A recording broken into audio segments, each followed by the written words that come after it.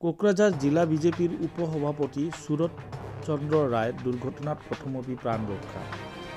ভাৰতীয় জনতা পাৰ্টি কোকৰাঝাৰ জিলা সমিতিৰ উপসভাপতি সুৰত চন্দ্ৰ ৰায়ৰ আজি এক দুৰ্ঘটনাত প্ৰথমপি প্ৰাণ ৰক্ষা কৰে।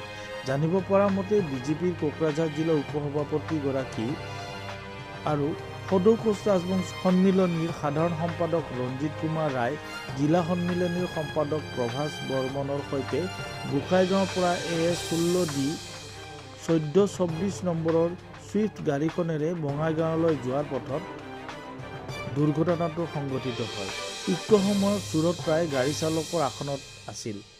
গোসাইগাঁও সংলগ্ন 31 নং ৰাষ্ট্ৰীয় ঘাইপথত ছুইফ্ট গাড়ীখনৰ চালকৰ ফালে থকা দুৱাৰত PB 06 AV 8357 নম্বৰ 20চকীয়া এখন ট্ৰাকে খুন্দা মৰাৰ ফলত চালকৰ আসনৰ দুৱাৰখন বিস্তৰ ক্ষতি সাধন হয়। যদিও সুৰত চন্দ্ৰ ৰায়ৰ লগতে আন দুগৰাকী ব্যক্তি প্ৰথমপি প্ৰাণ ৰক্ষা পৰে। দুৰ্ঘটনাটো সংঘটিত হোৱা সময়ত ট্ৰাকখনৰ গতিবেগ নিয়ন্ত্ৰণত থকাৰ বাবে সুৰত চন্দ্ৰ ৰায়ৰ ভাগ্যক্ৰমে আঘাতৰ পৰা প্ৰথমপি ৰক্ষা পৰে। ইপিনে ঘটনাস্থলীত যান-বাহন আৰক্ষী দল উপস্থিত হৈ দুয়োখন গাড়ীকে গোসাইগাঁও থানালৈ লৈ আনে। ট্ৰাকখনৰ চালক উত্তৰ প্ৰদেশৰ নিবাসী সুৰেন্দ্ৰ যাদৱে জানিবলৈ দিয়া মতে, দিল্লীৰ পৰা সামগ্ৰী কঢ়িয়াই গুৱাহাটী অভিমুখে আহি থকা ট্ৰাকখনৰ গতিবেগ কম থকাৰ বাবে তেওঁ কিছু পৰিমাণে হ'লেও ট্ৰাকখন নিয়ন্ত্ৰণ কৰিবলৈ সফল হৈছিল। অন্যথা ট্ৰাকখনৰ গতিবেগ অধিক থাকিলে গাড়ীখনৰ লগতে গাড়ীৰ ভিতৰত থকা লোকসকলৰ প্ৰাণনাশ হোৱাৰ সম্পূৰ্ণ সম্ভাৱনা আছিল বুলি তেওঁ নিজ মুখে প্ৰকাশ কৰে। সম্প্ৰতি দুৰ্ঘটনা সংঘটিত হোৱা দুয়োখন বাহন গোসাইগাঁও আৰক্ষী থানাত ৰাখি থোৱা হৈছে।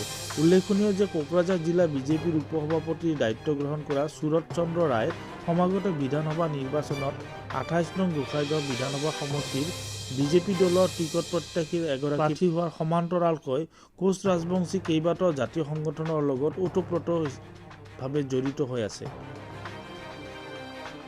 যাওঁতে হাইৱেত উঠি চাপত ব্ৰিজখন পাৰ হৈয়ে ট্ৰাক এখন গৈ আছিলে। আমি ট্ৰাকখন বাওঁফালৰ পৰা ক্ৰছ কৰি আছিলোঁ। ক্ৰছ কৰি মই গৈছোঁৱেই, সেই ট্ৰাকৰ ড্ৰাইভাৰজনে এবনৰ্মেল হৈ আছিল খুব সম্ভৱতঃ, আৰু সি মোৰ পিছফালে লগাই দিলে।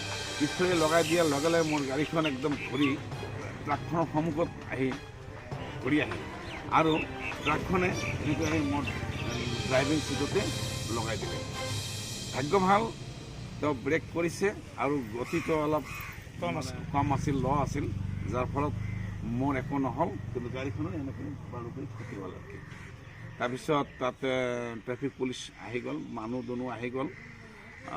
পুলিচে জব্দ কৰি গাড়ীখন ট্ৰাকখন লৈ আহিল থানালৈ।